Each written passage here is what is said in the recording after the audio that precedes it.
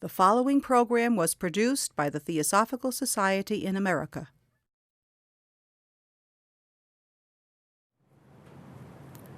Dear friends, at the outset, I would like to thank the organizers, I think Betty, and all the others who have helped her in giving me this opportunity to present some ideas which on this, I think, a very important field of yoga psychology. I must confess I'm in multiple jet lags and I apologize if it's not very organized in presentation. In the journey to higher consciousness, there are two important components. One is the human effort, and the other is the divine grace. They have to go together. I think each one of us has made the effort. You have made the effort of your time and the sacrifice of money to be here. The speakers have made some effort to be here, and now it's up to the divine grace to be with us in this 1 hour, and hope that this talk will yield the fruits for us in our day-to-day life. I would like to begin with the invocation. Yoga is a living tradition and has come to us in an uninterrupted manner from teacher to student since the past 5,000 years. The wisdom base of yoga has been received by the ancient sages in a meditative state and hence called the Shruti. The great masters knew that in this journey of life, we are capable of attaining two types of knowledge: the knowledge of the world, which is relative, and the knowledge of our own consciousness, called Paravidya, which is eternal. So the great masters also say in any journey to attain the highest consciousness, the three types of obstacles come to us: Adi Daivik, Adhyatmik, Adi Bhautik. Sometimes we have to face challenges from our own mind, Adhyatmik. Sometimes challenges comes to us from the plane of the gods, Adi Daivik, karma, and so forth. And sometimes challenges comes to us from the environment in which we live, Adi Bhautik. So these are the three types of suffering that come to each one of us, and how to overcome them. So the great masters say, be in a prayerful attitude when we do the invocation. I am now going to invoke the blessings of the ancient masters of wisdom so that in our own life, these three obstacles do not bother us. I request you to be in a prayerful state of mind.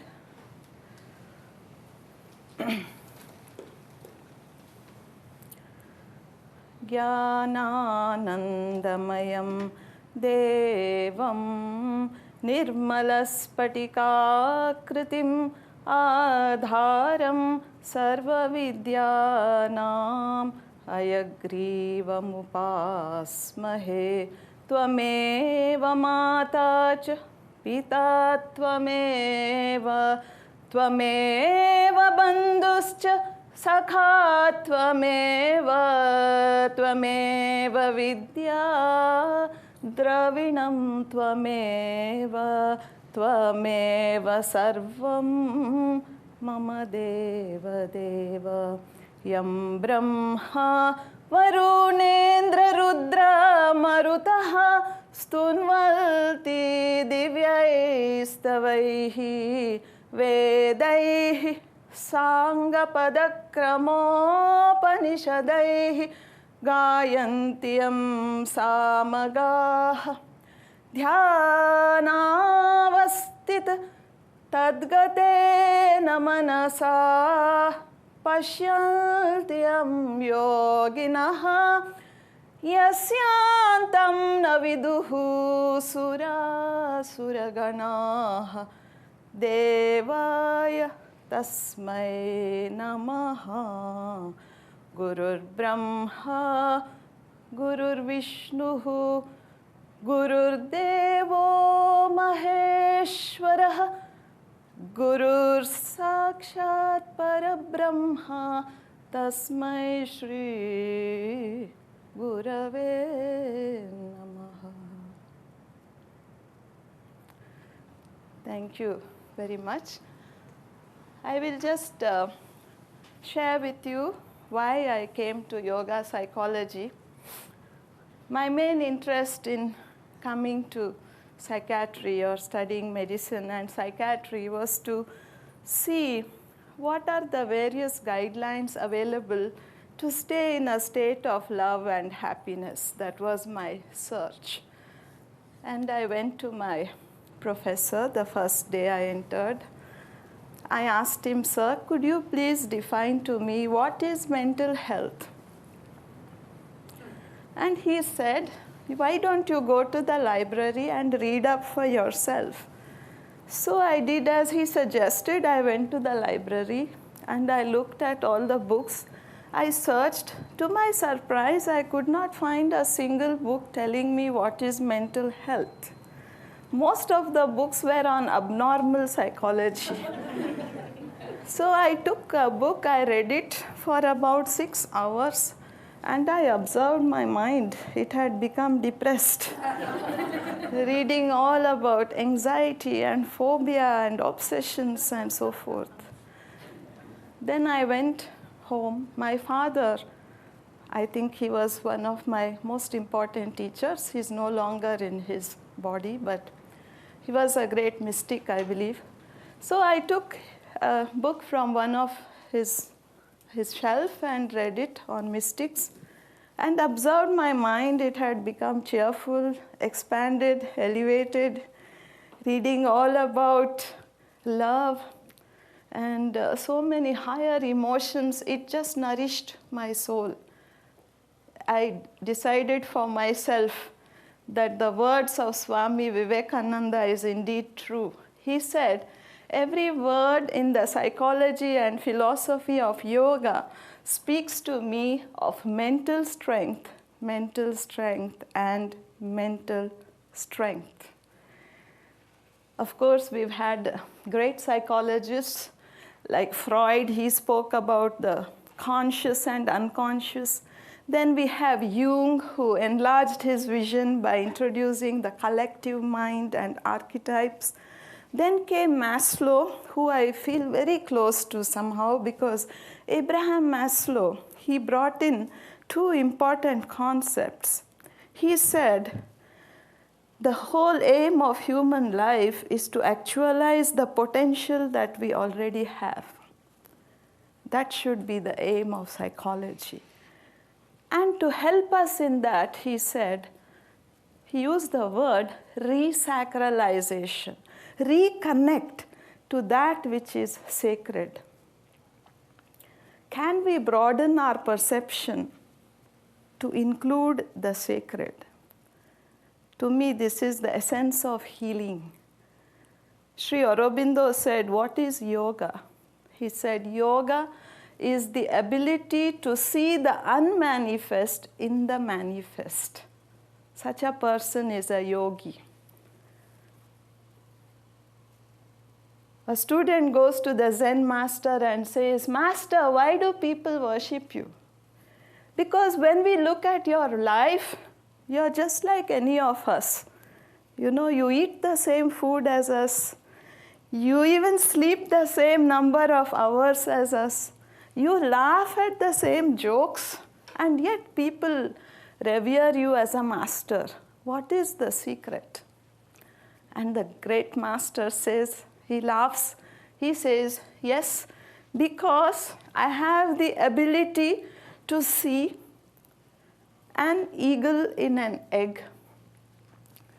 I have the ability to see a butterfly in a caterpillar, and I have the ability to see a saint in a sinner, and that's why I'm revered as a master. In this lies the secret of transformation. The whole teaching of the Upanishads, it is to help us transform our perception. You know, Uma Krishnamurthy, whom I had the opportunity to hear many times, he would say enlightenment is sudden. It can be just sudden. It can just happen. And it's just a question of transforming our perception. And this is what Abraham Maslow referred to when he said resacralization. Can you learn to see the sacred in each person? The Ishavasya Upanishad begins its teaching on the note of wisdom. Ishavasyam idam sarvam. Isha is God. Vasyam resides. Idam sarvam. In every creation, God is residing. Do we have the eyes to see it? If you ask me in a nutshell what is transformation, I would say it's the ability to penetrate the name and form and connect directly to the consciousness of each human being we meet. If we can do that, then you are a master. Swami Vivekananda went in search of a God-realized master. He went from person to person. Mainly he met academics and scholars who were famous. And he asked them one question, "Sir, can you give me the God experience? Have you seen God?" And each person disappointed him. They gave him theories about God. They gave him elaborate philosophies about God, but nobody could say, "Yes, I have seen God." Finally, he met his master, Ramakrishna Paramahamsa. He went to this master and asked the same question, "Sir, have you seen God?" And the master looks at him with such love in his eyes, and he says, "I have seen God more vividly than I have seen you. I have talked to God more intimately than I am talking to you." Then Vivekananda knew, yes, this is my master. I have met him. So I'm just giving you a little glimpse into what is enlightenment. I was in an airport recently, and a fellow passenger was sitting next to me, and he came to me and said, "Madam, I see you're reading a book on yoga. Can you please give me one definition of yoga?" So I asked him, "Why do you want to know about yoga?" I looked at my watch, only 5 minutes to catch the plane. How can I exhaust such a vast subject? I told him in 5 minutes, I just cannot share with you what is yoga. It's a big challenge to me. Then he said, "I'm coming on your same plane, madam, so we have time. You please tell me something about yoga." He was very persistent. And in yoga, we say persistence should be always rewarded. So I asked him, "Why do you want to know?" And he said, "I have a girlfriend who is interested in yoga, and today I want to propose marriage to her. So I want to impress her with at least one definition of yoga." I thought, okay, his intentions are honorable. So I wrote him 3 definitions of what is yoga. It came to me just like that. And now after thinking over, after so many years have passed, I still feel these 3 definitions give us the entire essence of yoga psychology, how to bring it about in our daily life. I hope you are interested in these 3 definitions. Let me start. Yoga Chitta Vritti Nirodha, which I think all of you are familiar, given to us by the great master Patanjali. What is yoga? Yoga is the ability to quieten our mind, conscious ability to quieten our mind, so that the divine consciousness can radiate. There was a Zen master living on the top of a hill. A thief comes in the middle of the night and wakes him up. He says, "Hand me over all the belongings." The master removes the loincloth he had, that was the only possession, and gives it to him. And the thief slinks away. And the master thinks to himself, "Alas, I could not give him the capacity to enjoy this beautiful moonshine on the waters." So who is a yogi? Yogi doesn't necessarily have to be doing some kind of a practice. Yoga is a state of mind where we feel connected to the divine consciousness. Yoga means union. Yoga also means integration. A student who came to one of my workshops in London, he asked me this very important question. He said, "I've read so many books on yoga and I have gone to so many teachers. I have a lot of information about yoga, but I have not been able to do any change in my life. I can't change. What is blocking this?" You know, many of us have this problem, I think. We have a lot of understanding and wisdom, but somehow we are not bringing it out into our practical life. What is the main obstacle? I like this question. I thought it's one of the best questions I've received. And I thought a lot about it. For example, all of us know we want to give up anger. But can we in our day-to-day life? You know, Uma Krishnamurthy spoke a lot about conditioning. The mind is so programmed to suffering. It's hard to let it go. So the best solution I could give to this young man was what Aurobindo has given to us. Aurobindo said, we cannot change or transform. Transformation implies a radical revolution in our psyche, letting go all the factors that is blocking our connectedness with the divine. Ramana Maharishi says we are already connected to the divine, but we are not aware of it, that's all. What is yoga? Yoga is simply to remove the obstacles that are blocking us from continuously feeling connected to the sacred consciousness that is existing in us. We are already connected. There's nothing for us to do, really. It's more to undo.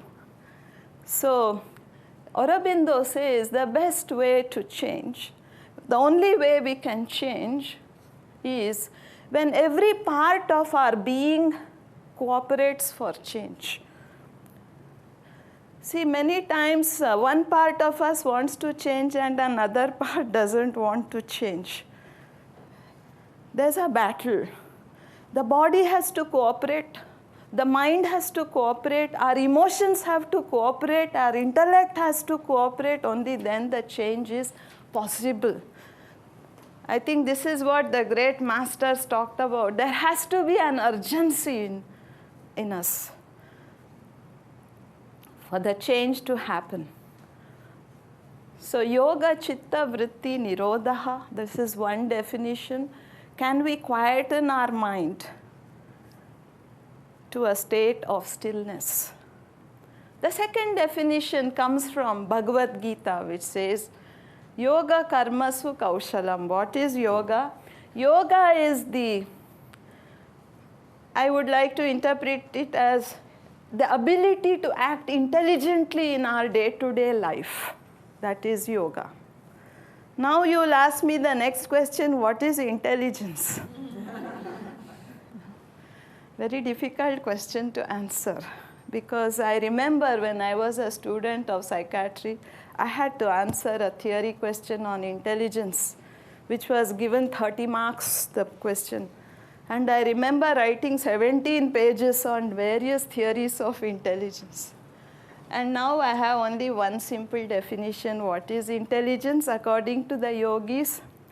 Intelligence is the ability to act in life without creating suffering for others nor creating suffering for oneself. That can be called as intelligence. I remember talking to a young boy who had failed in his exams. His mother brought him to me. The parents said, "Doctor, we want you to talk to our boy because he failed in the exams." So I asked them, "What do you want me to do? You want me to do an IQ test? Maybe check his intelligence?" They said, no, he's quite intelligent. We don't want you to do all that. But we are concerned because he failed, but he is not crying. He should cry at least. So I sent the parents out. I talked to this young boy. I said, "Why is it you're not crying?" He said, "Doctor, you please tell me one good advantage of crying." One advantage. I don't mind crying, but what is the use of crying? Because I have failed in my exam. I know the solution. I have to read, study hard. And top of that, why I should cry? So I sent this boy out. I called the parents in. I said, "Look, your child is a born genius. It would be criminal on my part to change his attitude. To me, he is a yogi. He chose to be happy instead of choosing suffering." There's a beautiful story from the Zen masters about how difficult it is to overcome the conditioning. So the intelligence is the ability not to cause suffering to others. This is what Patanjali says, ahimsa, non-violence. He also says non-violence is not just the absence of violence, but the presence of love. Because when we are in a state of love, we don't hurt. If we are causing disturbance to others, there is something wrong in our ability to love. We have to question it. Third definition from Bhagavad Gita, yoga, dukkha, samyoga, viyoga. Is it too much for you? I know it's difficult to concentrate in the afternoon. This is one of my favorite definitions of yoga. Yoga, dukkha, samyoga, viyoga. Dukkha means sorrow. Samyoga means associating. Viyoga means dissociate. So Lord Krishna smilingly tells his favorite disciple Arjuna. You know, Arjuna was in a state of great mental conflict on the battlefield. There was an agony in his soul. He did not know what is right action. His decision-making capacity failed him at that time. Sometimes we are all confused. You know, it bothers us whether this is right action or not. So Arjuna just gave up. He threw the bow and arrow on the battlefield and just surrendered to Lord Krishna. "Oh Lord Krishna, you guide me." And Krishna smilingly addressed Arjuna and he said, "Arjuna, the wise person is one who does not grieve, neither for the living nor for the dead." To me, this is the most important psychological teaching in Bhagavad Gita. Krishna very clearly said, who is a wise person? He is one who has transcended all shades of sorrow and suffering. Only such a person can be considered wise. Ramana Maharishi said, the best help you can do. You know, many times we suffer. Sometimes our suffering is not because of our own problems. Our suffering is because of others' problems. Have you observed it? You know, sympathy. Compassion has two aspects, sympathy and empathy. I think Maria touched it yesterday. Sympathy and empathy. Sympathy is to identify with another person's sorrow and suffering and feel the pain yourself. Sympathy is human, empathy is divine. Sympathy is good. It shows that we feel the connectedness at a human level. But empathy is divine. You know, sympathy, one person is suffering, now second person is suffering, then we need a third person to help both of us. So it doesn't necessarily satisfy the definition of yoga. Yoga is to dissociate from all shades of suffering. You know, Lord Krishna is the best example of empathy. Though his favorite disciple Arjuna was in the throes of a mental breakdown, Krishna did not get agitated or worried. He smilingly addressed Arjuna. That empathy is to be rooted in your own positivity. And from that place, you offer the counseling. Because Krishna was so rooted in the divine consciousness, he could uplift Arjuna, not only to his original state of functioning, but he restored Arjuna to the superhuman levels of functioning. Sri Aurobindo says, the animal was the laboratory on which nature worked to produce the human being. And the human being is the laboratory on which nature is still working to produce the superhuman being. This is the vision of yoga. So in the journey of yoga, there are two fundamental transformations that have to happen. The great masters say we have to overcome all our subhuman emotions such as violence, such as aggressiveness, such as this competitive struggle we go through. The second transformation is human to superhuman. If you ask me what is Bhagavad Gita all about, it is about the second transformation. It has very valuable psychological guidelines how to transcend from human to superhuman. I'll share with you a story on the lighter side. I like a little bit of humor, otherwise you get too tired. All the people gathered together and prayed to the Master, to God. Oh God, please come, we are fed up of our suffering. And God comes and says, okay, what is the problem? And the people say, we all have so many problems, we want to get rid of it. Please help us. Then God says, see, I cannot remove the problems just like that. You know, they're all due to your past life karmas. I can't just get rid of it just like that. But I can do one thing. Whoever you are envying or whoever you think is having a better life than you, no, I can exchange your problems.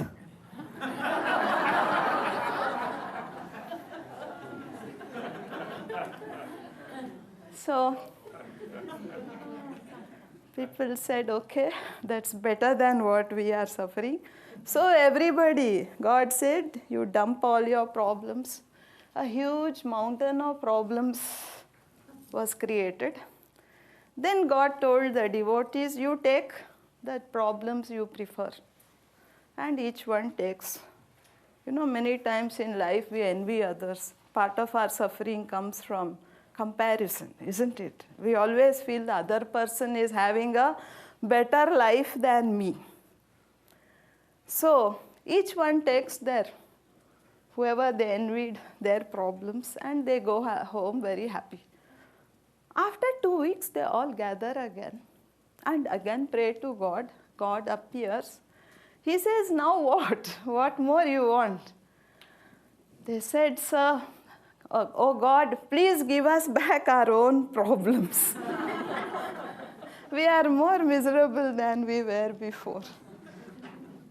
Just a joke to say how attached we are to our own problems. I remember a lady who came to one of my workshops, which was on yoga psychology, the psychology of happiness. I feel yoga psychology probably is the most evolved psychology that is present. Yoga psychology is intimately linked to its philosophical teachings, such as the Upanishads, the Bhagavad Gita, Brahma Sutras, Patanjali Yoga Sutras, and all the other texts of yoga. And the great masters, they have presented yoga as a complete science. They knew the interconnectedness between the philosophy, the psychology, and the practices.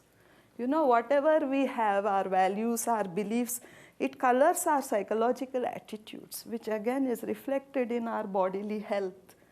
That's why in yoga we sometimes work with the body, asanas, pranayama, and so forth, because when the body is purified, the mind also becomes more cheerful. And when mind is more cheerful, we can relate to the world better. Or Jnana Yoga, you work on the philosophy, on changing the outlook to life, on deepening the understanding of yourself, of the world around you. Definitely it makes its impact on your psychological attitudes, which in turn will improve your physical health. That's why I say yoga is a complete science. You know, Jung said there are 4 types of people. Some are intellectual, some are emotional, some are interested in service, and some are intuitional. So accurate, his observation. The yogis have given us Jnana Yoga, Bhakti Yoga, Karma Yoga, Raja Yoga. The intellectuals get attracted to reading Upanishads and so on. The Bhakti people, the feeling people, they like Bhakti practices. Like me, I love devotional practices. You know, there's an interesting story about devotion. There's a priest and a taxi driver. Both of them die. The priest goes to hell, taxi driver goes to heaven. The priest asks Jesus Christ, what type of judgment is this? Whole life I have been talking about you, and you send me to hell. And this taxi driver, he hasn't even thought about you, and he goes to heaven. What type of judgment is this? And Christ says, yes, you spoke about me, no doubt. Whole life you spoke. But everybody in your congregation went to sleep. And this taxi driver, whoever sat in his taxi, they would pray to God, oh Christ, please save me.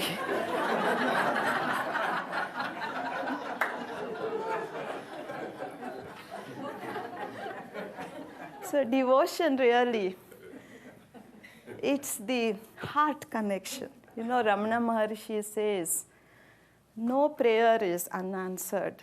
If the prayer emanates from your heart, in an instant it is answered. So that's why he says, be simple and innocent like a child. You know, the devotion, it's such a great path. Today night I hope to dance a little bit for you. And one thing I like about dancing, it's all about ego dissolution.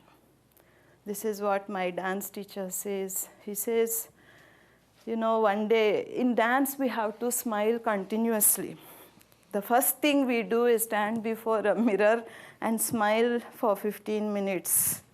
I recommend you to try it. It's a good practice. And however tired you are, you have to continue to smile. Like today I'm in extreme jet lag, but I hope I can smile. And one day I told him, today I can't smile, I'm so angry with somebody.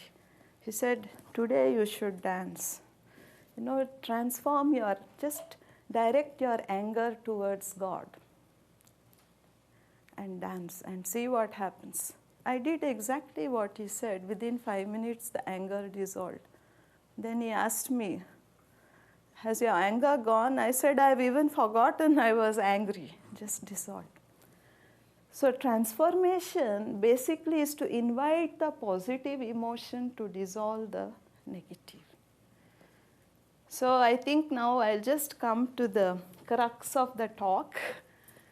I will share with you 5 ways in which I have worked with students and also with adults, 5 techniques from yoga which will help transform our emotions. Of course, if you ask me what is the best yoga practice, I would say the integrated practice. Ramakrishna Paramahamsa said we are living in an age called Kali Yuga where there are dense negative energies in the collective mind. You know, the yogic psychology, we say the problems or suffering, it's not just from the individual mind. Much of our suffering comes also from the collective mind. Sri Aurobindo, when he left London, came to India, he was in search of a master. And he met his guru called Lele. And Aurobindo asked him only one question, I want to master my mind. I want to see that my mind is still. Can you give me a technique? And the master gave him a technique. He said, you observe your mind. Practice psychological vigilance. I advise you to do it when you have time. If you are very vigilant psychologically, you will observe that many emotions are not necessarily coming from your own mind, thoughts and emotions. Many thoughts and emotions, according to Sri Aurobindo, is an intrusion into your mental field coming from the collective mind. Very interesting insight. So if you are vigilant, then these thoughts will not bother you. It's as simple as that. You know, somebody asked Buddha, who is a holy man? And the Lord Buddha said, anyone who is fully alert in every moment of his waking life is a holy man. In the work of healing, I've observed, you know, emotions are more contagious than bacteria and viruses, especially negative emotions. Many of our emotions are not necessarily coming from our own memories or desires. We are picking it up in sympathy through those with whom we interact. Have you observed it? A student came to me with exam phobia. She had terrible fear about exams. And on analyzing her fear, we found that her fear is coming from her best friend who had a similar problem. So she came for yoga therapy. We gave it to her for 15 days. She improved. Then she asked me a very interesting question. She said, please tell me whether, she said, I'm ready to go back to my exams, but once I go to school, should I continue my friendship with this girl or shall I cut it off? Very challenging question. I told her we can always break a friendship. It's not difficult, but I advise you to continue. And instead of picking up her fear, can you transfer your own peace to her? Try it at least. Try it sincerely for 15 days. If you can't, then we cut it off. So she came back to me after 15 days and she said, Doctor, my friend is also now healed of exam fear. She's a simple girl of 12 years could do it. To me, this has the essence of healing. Healing is, a healer has to have 2 qualities. According to Maslow, a healer has to be able to connect to the sacred. If you want to heal or help others, Ramana Maharshi said, the first work you have to do, you have to remove suffering in yourself. Because we are always transferring our emotions, even to the client with whom we come in contact, we are transferring these emotions.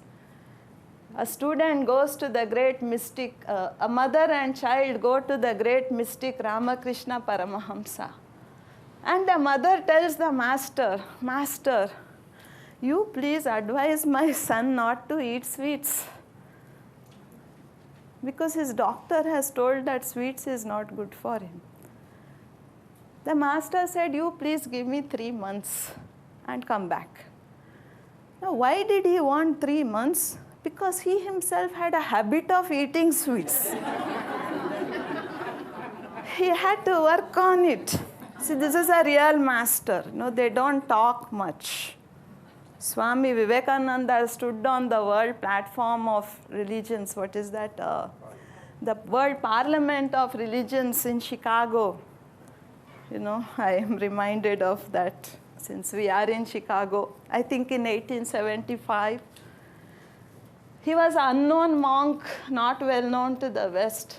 And he said, brothers and sisters of America. And the audience gave him a standing ovation. Why? Because he had experienced it. He's talking from the heart.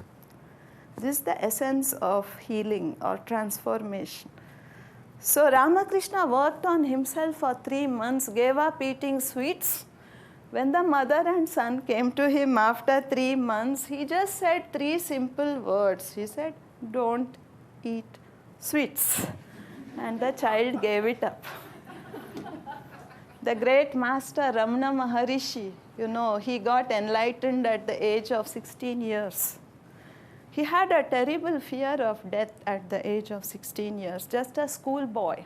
I have put up his photo. He inspires me a lot. And he was just an ordinary schoolboy. Suddenly he was overpowered by this fear. He did not consult any relatives or friends or any psychiatrists. I'm so glad, otherwise we would have lost an enlightened master. Instead, he observed his mind. He just lay down on the ground. He put his whole body in the posture of death. He said, okay, my body is dead. He observed his mind was still active. He immobilized his mind. And suddenly he discovered consciousness, which is eternal. Consciousness, according to the Upanishads, is that from which creation arises, that which supports the creation, and into that into which creation dissolves. That is consciousness. It is unborn, it is eternal, it is immortal. Imagine in one moment, Ramana Maharishi, a 16-year-old boy, became enlightened. And throughout his life, he stayed in this state of samadhi, which he called sahaja samadhi, a state of effortless samadhi. He went to the holy mountain Arunachala, entered the temple in deep meditation for 6 months. Then he went into the caves on top of the mountain. His mother joined him at one point of time to plead with the master, oh master, please come back. She got news that her son is sitting on top of a mountain. She wanted him to come back home. So she pleaded with the son, young son, please come back. I will make all arrangements for you at home to continue your spiritual life. At that time, the master was not talking. He was in silence. He wrote a chit to his mother. He said, who is the mother? Who is the son? We are all the same consciousness. Fortunately for him, his mother understood what an elevated state her son had attained. So she did not disturb him. Instead, she came and lived with him on the adjoining cave in the mountain and cooked for all the devotees. For any master or the teachings of a master to flow forth, somebody is required. For Aurobindo, the mother came. For Ramana, his mother came. For Ramakrishna, Vivekananda came. So this is how the teachings have been transmitted. I'm As I told you, it's very difficult for me to communicate everything I want to communicate to you. I feel this is not a human intention we are here together like this. Really, I feel this is a divine intention. You are not sitting here by your own choice. I am not speaking here by my own choice. I feel God has brought us together. And I'm trying my best to share some things. So many thoughts are pouring into my mind. I don't know what to share and what not. But I would like to say, the great masters, they did not necessarily speak much. Ramana Maharishi said, what is the use of talking too much and creating confusion in the minds of the audience? It is better to stay in holy silence and radiate it so that those who come can go away feeling the peace and love. Somebody asked me this question, do the masters have emotions? Very interesting question. The great master, Sri Aurobindo, has said, when a master reaches samadhi, then the divine energies flow through him. We can't call it as emotion, but transmissions. He said there are 4 divine energies that flow through an enlightened being.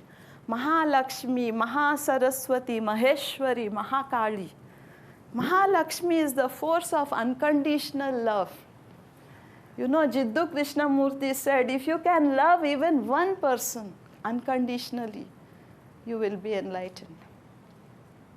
The path of love. Mahasaraswati, intuitive intelligence flows through such a person. Sri Aurobindo said, I did not write a single word in my books, the words flew through me. Mahasaraswati. When this intuition or 6th chakra opens, knowledge becomes the hunter. Till this chakra opens, we have to hunt knowledge. You have to read books, attend seminars, and so forth. But when this chakra opens, knowledge becomes the hunter. Helplessly, one has to write or speak or engage in poetry or music, whatever. Maheshwari, around a yogi is a field of harmony. You know, Ramana Maharshi was so absorbed by love. What is the love of a master? There is no likes and dislikes. It's the flow of pure love, which, you know, many people would ask Ramakrishna, many of his academics, devotees would tell the master, why you are so partial in your love? Why you are giving the same quality of love to a prostitute as to us. It's not fair.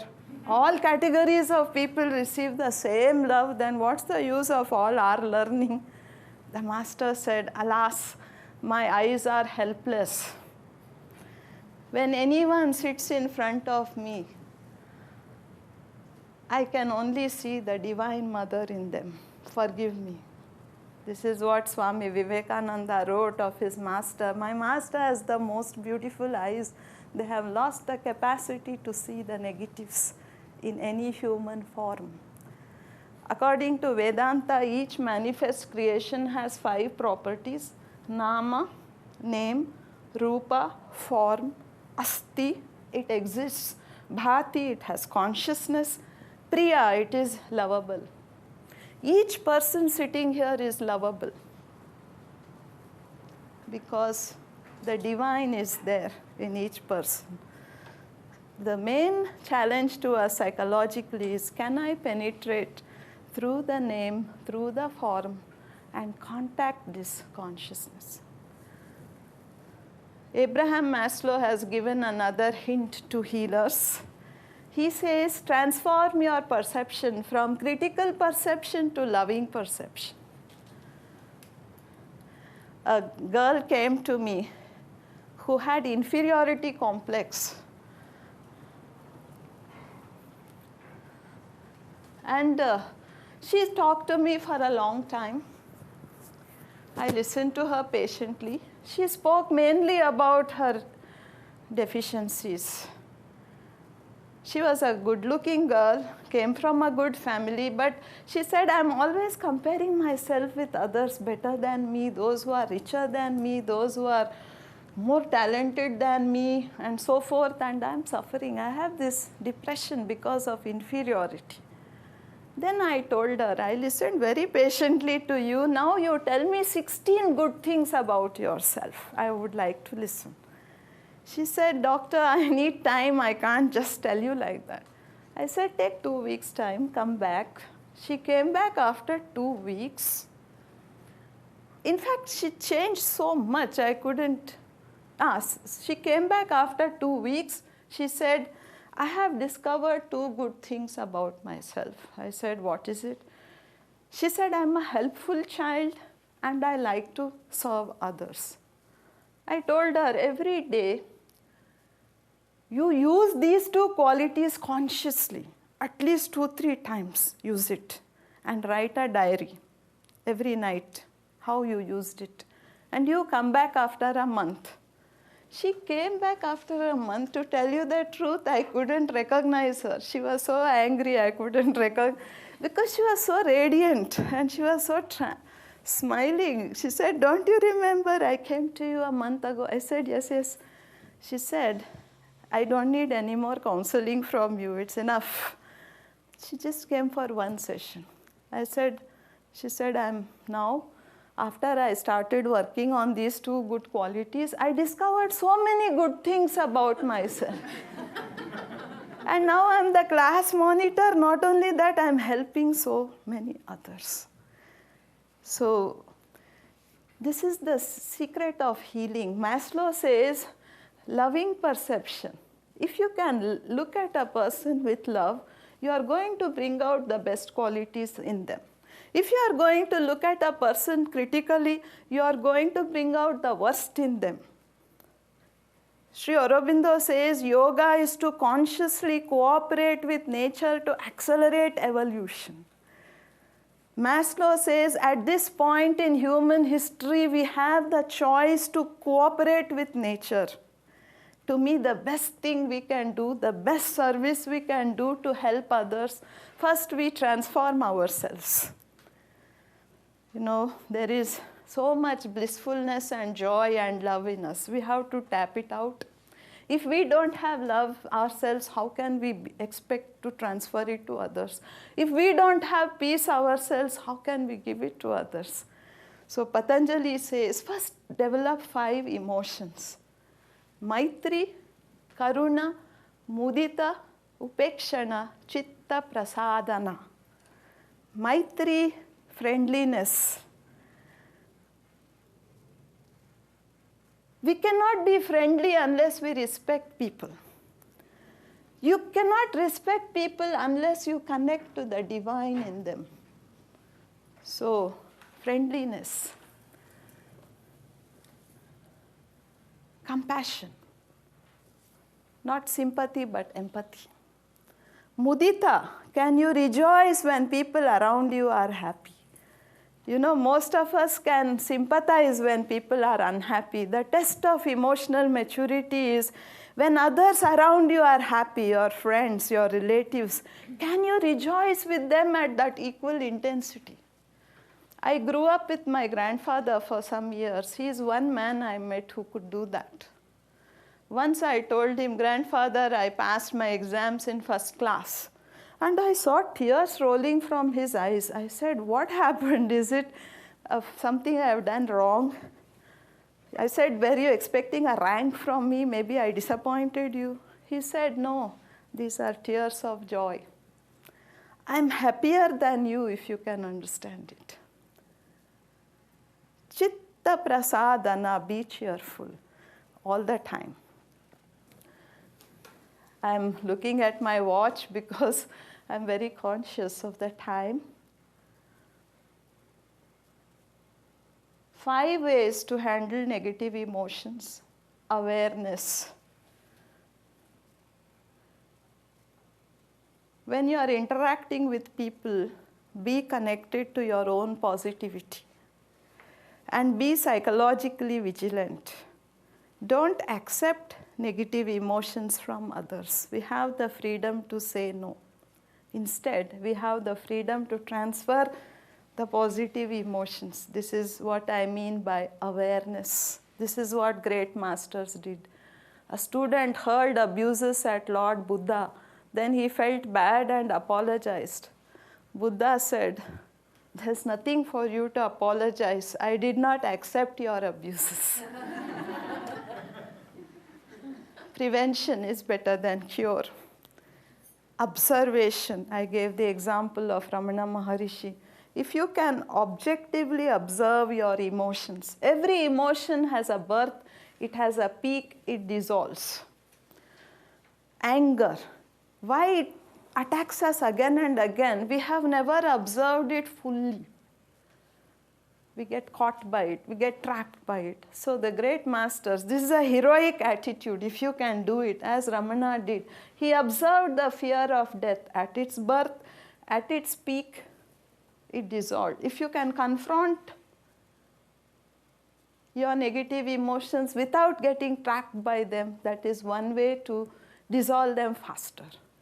The third is visualization. I don't think I have time much to discuss it, but one example I can give. I have 5 minutes, am I right? Okay. Visualization.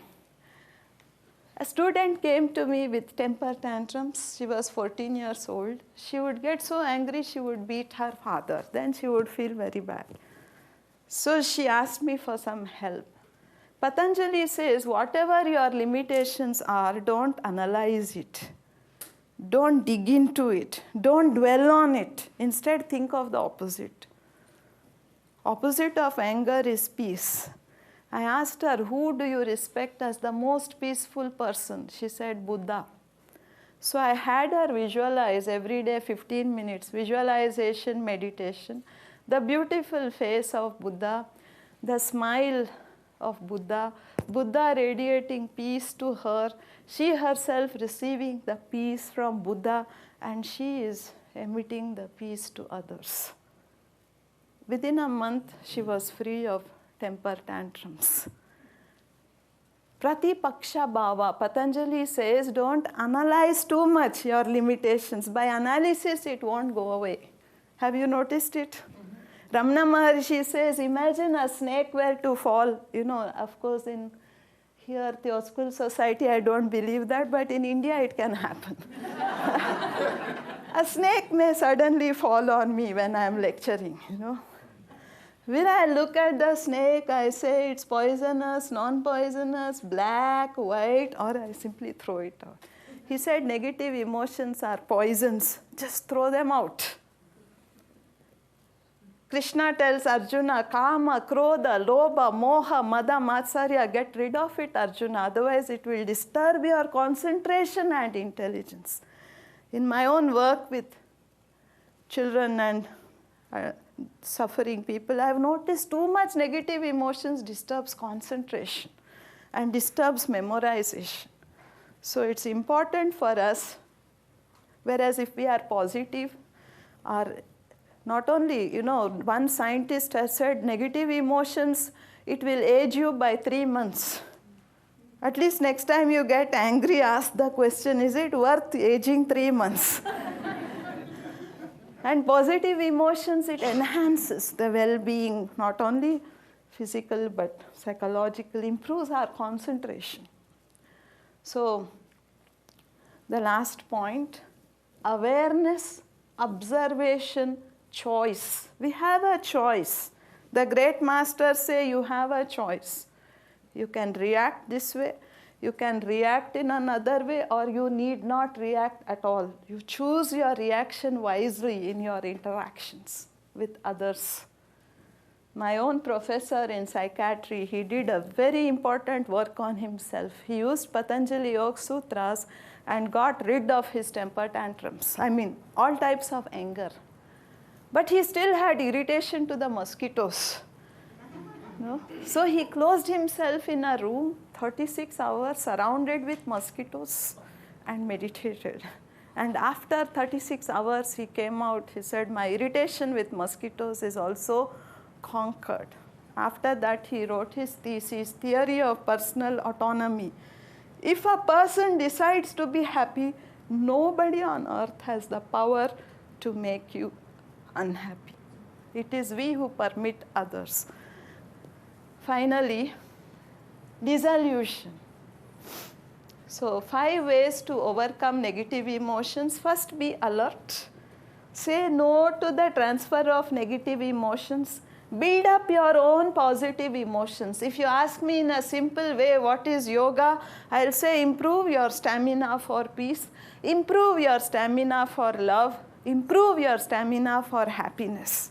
We all have glimpses of peace, love, and happiness, but we lose it very fast. Ramana Maharshi says, when you have a moment of peace, God-given, don't be a fool and disturb it by inviting thoughts. Stay in it, linger in it. Don't invite thoughts and break that God-given moment of peace. That's the only way we can develop the stamina for peace. This stamina to me is yoga, psychology. And finally, dissolution. Dissolution is, why is the mind overcome by negative emotions? Because it is not in a state of positivity. If negative emotions come from the manomaya kosha, annamaya, pranamaya, manomaya, vijnanamaya, anandamaya, me shuddhyantam jyotiraham. There is this sorrowless light shining in each one of us. Why can't we connect to that? This is what Aurobindo says, Patanjali says, connect to the sorrowless light existing in you. If your mind is in a state of positivity, no negative emotion will disturb you. Ramana Maharshi would live in the cave with snakes. Cheetahs would visit him. He had no fear. Patanjali says, if you have no violence within you, nature will not harm you. Nature becomes friendly to you. Nature becomes cooperative to any effort you make on the spiritual path. Aurobindo was sitting writing in his room. There was a huge storm outside. His windows were open. Not a single paper fell on the ground. The power of peace. Patanjali says ahimsa is the most important foundation of yoga. If we are not, my grandfather was one of the greatest, one of the most fearless men I have ever met. I asked him, what is the secret? He said, I have no violence within me. That's the secret of overcoming fear. And last point, I will say, the dissolution. I'm sorry, I know that I'm taking time. Should I stop or? One more point. The last point. Dissolution of the negative in the positive. Awareness, observation, visualization. I have given you 3 techniques. Choice. Finally, dissolution. Invite the positive to overcome the negative. The Zen master was meditating. A student goes to him and says, Master, I am suffering because I am the owner of a small grocery shop from which I am earning my livelihood. And opposite me, the big supermarket has opened. How will I support my wife and children? How will I meet with this competition? The master says, I'll give you a solution. Every day stand in front of your grocery shop, pray to the masters, 15 minutes. Oh God, pray to God, oh God, bless my shop. Go to your competitor's shop, do the same thing, pray to God, 15 minutes, oh God, bless my competitor's supermarket. Do it sincerely. The student comes back after a month and says, Master, my grocery shop has closed, but I am the owner of the supermarket. Abraham Maslow spoke of human dignity. This human dignity, to me, healing is what a wonderful way of handling competition. If you ask me, what is the single step to become human? You know, Mahatma Gandhi said, man has learned to swim like a fish in the ocean, learned to fly like a bird in the air. Alas, he has not yet learned to live with dignity like a human being. Abraham Maslow spoke about human dignity. Restoring human dignity is the function of healing. And if you ask me what is a single step of transformation from subhuman to human, in one stroke we can become human beings if we give up the competitive instinct. If we can let it go, that is the seed of violence. If we can let it go, we can straight away become human beings. The second step, divine grace, has to flow. Sri Aurobindo says, Shastra, Utsaha, Guru, Kala. These are the 4 aids for transformation. Humility, understanding the spirit of the scriptures, burning enthusiasm to reach the highest, and finally, learning to be friendly with time, to see eternity in every moment. In this very moment, if you can feel the eternity, very close to enlightenment. So I would like to conclude by this is really the conclusion. I thank all of you for hearing me out. It has been enormously many sacrifices from various people for me to be here today. My spiritual teacher was not doing well 2 weeks ago. In fact, I asked him, should I come back? He said, no, go ahead. This conference is important. Do your work and then come. That's why I'm talking a little bit too much. Somehow I feel it's the divine intention that has brought us together. Last thing I would like to say, when I was doing the sacred perambulation of holy mountain Arunachala, which the master says, if you can do it in a meditative state, much of your past karmas get dissolved, because enlightened beings are living there in the subtle body. And I met a small boy who was having a grocery shop. I asked him, can you give me some salt? I had a guava with me. I said, I need salt to eat my guava. He said, Madam, you're in India. He was a young boy, hungry, tattered, skinny, looking very poor, impoverished. But I remember this moment. He stood up to his full height, looked at me. He said, Madam, you are in India. In India, we don't charge money for water and for salt. Tears rolled from my eyes. I understood what is human dignity. The great masters have clothed all of us with this human dignity. Om Purnamadah Purnamidam Purnat Purnamudachyate Purnasya Purnamadaya Purnaveva Vashishyate. The great Theosophical masters have said, each one of us is divine.